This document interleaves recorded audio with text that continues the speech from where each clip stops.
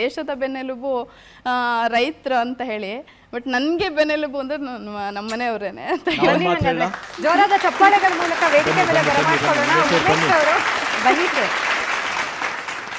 Sir. Umesh ಅವರೇ, ಎಷ್ಟು ಜನ ಹೆಂಡ್ತಿದ್ದೀರಿ ಇಂಥ ಇಷ್ಟೊಂದು ಹೊಗಳಿಕೆನ ಗಂಡಂದ್ರ ಬಗ್ಗೆ ಇಷ್ಟು ದೊಡ್ಡ ವೇದಿಕೆ ಮೇಲೆ ಸಾವಿರಾರು ಜನ ನೋಡ್ತಿರೋ ವೇದಿಕೆ ಮೇಲೆ ಹೇಳ್ತಾರೆ ಸರ್. ಅದೃಷ್ಟ ಸರ್ ನಿಮ್ಮದು. ಇವಾಗ ನೀವೆಷ್ಟು ಅದೃಷ್ಟವಂತರು ಅಂತ ಹೇಳಿ. ಎಲ್ಲರಿಗೂ ನನ್ನ ನಮಸ್ಕಾರಗಳು. ಹಾಗೆ ಇಲ್ಲಿ ಚಂದನ ಟಿ ವಿಯ ಎಲ್ಲ ಇವರು ಸಿಬ್ಬಂದಿಗಳಿಗೆ ನನ್ನ ನಮಸ್ಕಾರ ತಿಳಿಸ್ತಾ, ನನ್ನ ಮನೆಯವರು ಇವತ್ತು ಈ ಹಾಟ್ ಶೀಟಲ್ಲಿ ಕೂತಿದ್ದಾರೆ ಅಂದರೆ ನನಗೆ ತುಂಬ ಹೆಮ್ಮೆ ಆಗುತ್ತೆ.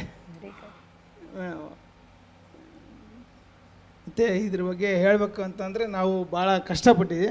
ನಾವು ರೈತಾಪಿ ಕುಟುಂಬದನೇ. ಮೂಲತಃ ನಮ್ಮದು ನಮ್ಮ ಅಪ್ಪ, ನಮ್ಮ ದೊಡ್ಡಪ್ಪ, ನಮ್ಮ ಚಿಕ್ಕಪ್ಪಂದಿರೆಲ್ಲರೂ ರೈತಾಪಿದೆ. ನಾನು ರೈತಾಪಿ ಕುಟುಂಬದ ಒಂದು ಹೆಣ್ಮಗಳನ್ನೇ ಮದುವೆ ಆಗಿದ್ದೆ. ಆಮೇಲೆ ಅವಳು ಎಜುಕೇಷನ್ ಕಂಟಿನ್ಯೂ ಮಾಡಿದ್ವಿ. ಓದ್ತೀನಿ ಅನ್ನೋ ಆಸಕ್ತಿ ಇತ್ತು. ಒಂದೇನೋ ಗೌರ್ಮೆಂಟ್ ಜಾಬ್ ತೊಗೊಬೇಕು ಅನ್ನೋದು ಭಾಳ ಆಸೆ ಇತ್ತು ನಮಗೆ. ಅದು ಆಗಲಿಲ್ಲ, ಓದಿಸಿದ್ವಿ.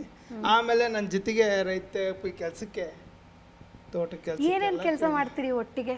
ಒಟ್ಟಿಗೆ ತೋಟ, ಕೋಳಿ ಸಾಕಾಣಿಕೆ ಮಾಡ್ತೀವಿ, ಕುರಿ ಸಾಕಾಣಿಕೆ ಮಾಡ್ತೀವಿ. ಇಂಟಿಗ್ರೇಟೆಡ್ ಫಾರ್ಮಿಂಗ್ ಸ್ಟಾರ್ಟ್ ಮಾಡ್ಕೊಂಡು ಹಾಗೆ ತೋಟದಲ್ಲಿ ಎಲ್ಲ ಸಮಗ್ರ ಬೆಳೆಗಳನ್ನ ಬೆಳಿತೀವಿ.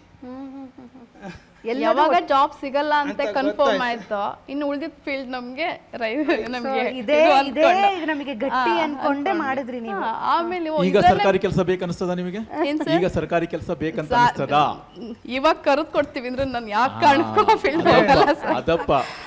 ಇದ್ರಲ್ಲಿ ಸಿಕ್ಕಿ ನಂಗೆ ಗೌರ್ಮೆಂಟ್ ಜಾಬ್ ತಗೊಂಡು ಅಥವಾ ಯಾವ್ದೋ ಪ್ರೈವೇಟ್ ಅಲ್ಲಿ ವರ್ಕ್ ಮಾಡಿ ನಂಗೆ ಅಷ್ಟು ಲಕ್ಷ ಗಟ್ಟಲೆ ಸಂಬಳ ತಗೊಂಡಿದ್ರು ಕೂಡ ನನಗೆ ಈ ಗೌರವ, ಈ ಒಂದು ಸ್ಥಾನಮಾನ ಎಲ್ಲೂ ಕೂಡ ನಂಗೆ ಸಿಗ್ತಿರ್ಲಿಲ್ಲ.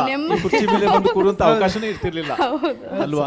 ಹೌದು ಸರ್. ಇವಾಗ ನಂಗೆ ಅವಾಗ ಎಷ್ಟು ಬೇಜಾರಾಗಿದ್ದ ಚಿಕ್ಕವಳಿದ್ದಾಗ, ಇವಾಗ ಅಷ್ಟು ನನಗೆ ಹೆಮ್ಮೆ ಆಗ್ತದೆ.